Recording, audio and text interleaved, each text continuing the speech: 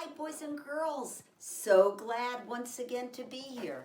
Katie Cat and I were talking about our faces. We were looking in the mirror and looking at our eyes and our nose and our mouth, right, Katie Cat? Katie is always so happy. And then we started touching our eyebrows. Would you all touch your eyebrows? Good job. I see Penelope's touching hers too. Great job. Well, we decided to find a special book about eyebrows. This is a silly book. So sit back, get comfortable, and soon we're going to begin. The name of today's book is Bad Brows, and it was written by Jason Carter Eaton. 3 words I'm going to read in this book, and I want you to be listening for them. One is rumpled. When something is rumpled, it's kind of messy. Another one is imposter. When somebody pretends to be something he or she is not. And the last word is dastardly. And that's bad. If you do something dastardly, it's a bad idea. Today's book is called Bad Brows.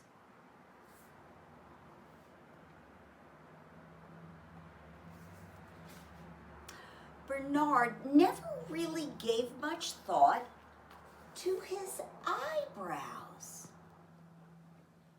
I never thought very much about mine either.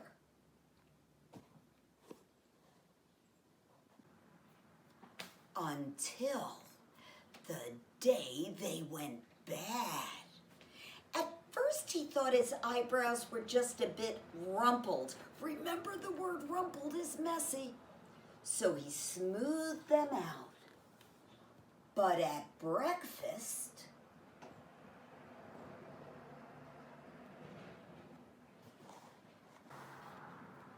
"What's with the goofy face?" asked his dad. "I don't know," said Bernard. "It's my eyebrows." "Mom," screamed his brother, "Bernard's making funny faces at me. You better not do that when Grandpa wakes up," scolded his mom. "Eyebrow," said his baby sister.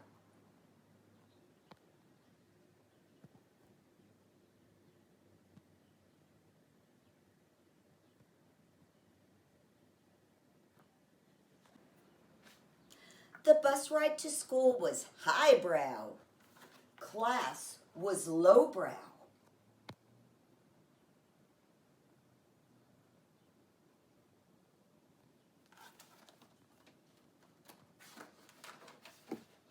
And picture day was absolutely weird brow.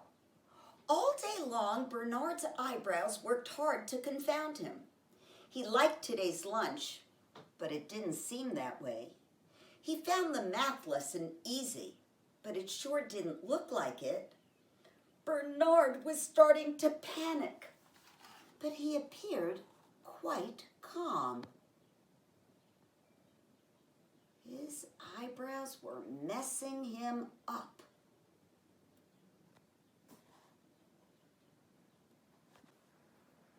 The principal tried to straighten Bernard out. "Bernard, your eyebrows are your face's way of telling other people how you feel. They show when you're happy, sad, scared, excited, curious, or angry. Do you understand?" Bernard nodded. "Then why doesn't it look like you're taking this seriously?" asked the principal. "I wish I knew," said Bernard, but he was sent home anyway.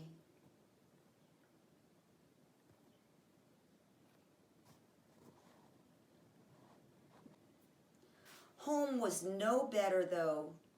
"Excuse me," scolded his mom. "Are you scowling at the goldfish?" "Not on purpose," said Bernard.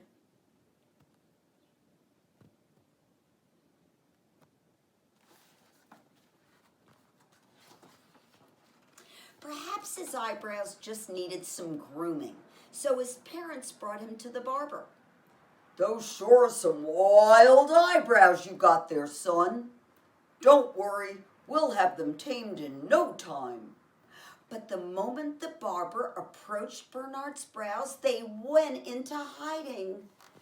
"Never mind," sighed Bernard.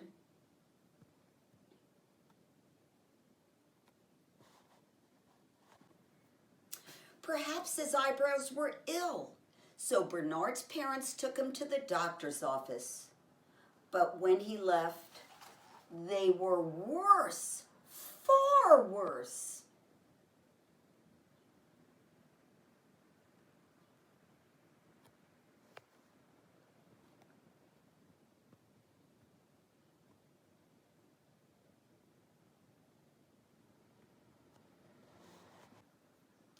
Bernard's brows weren't just bad anymore. They were dangerous.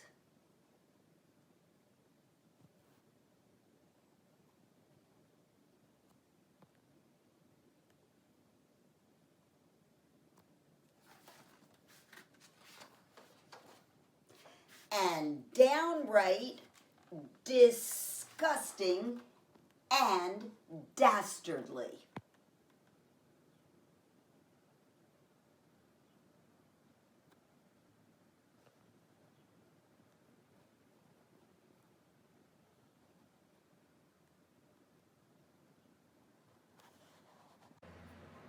Bernard was absolutely miserable. It seemed as though he was doomed to a life with bad brows. Until there was a knock at the door. Knock, knock, knock.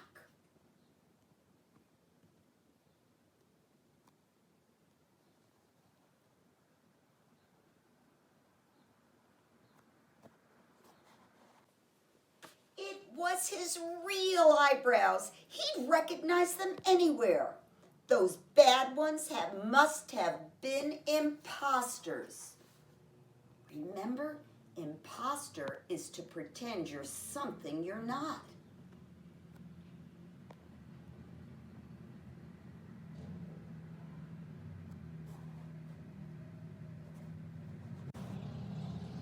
Bernard was himself again, even though he never really learned why his eyebrows went on vacation. Because eyebrows can't talk. That would be silly. Bernard was thrilled to have them back, and he would never take his eyebrows for granted again. "I know I never really thought about you before, Brows," said Bernard, "but from now on, you'll always be in my mind."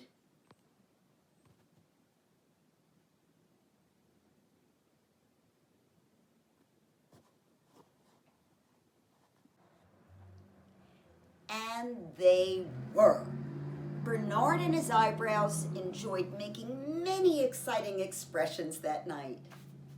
And as he climbed into bed, Bernard lovingly smoothed out his brows and drifted off to sleep, reflecting on what a long, strange day it had been.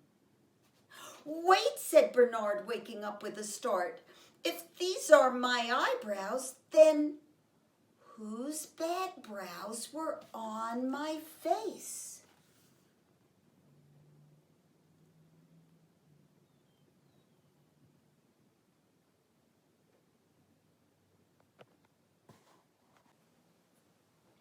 And more importantly, where did they go? And do you see his sister? She's saying, "I bow."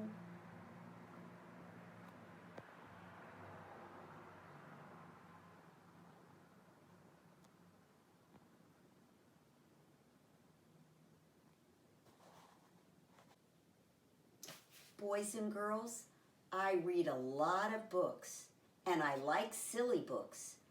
But this might have been the silliest book of all.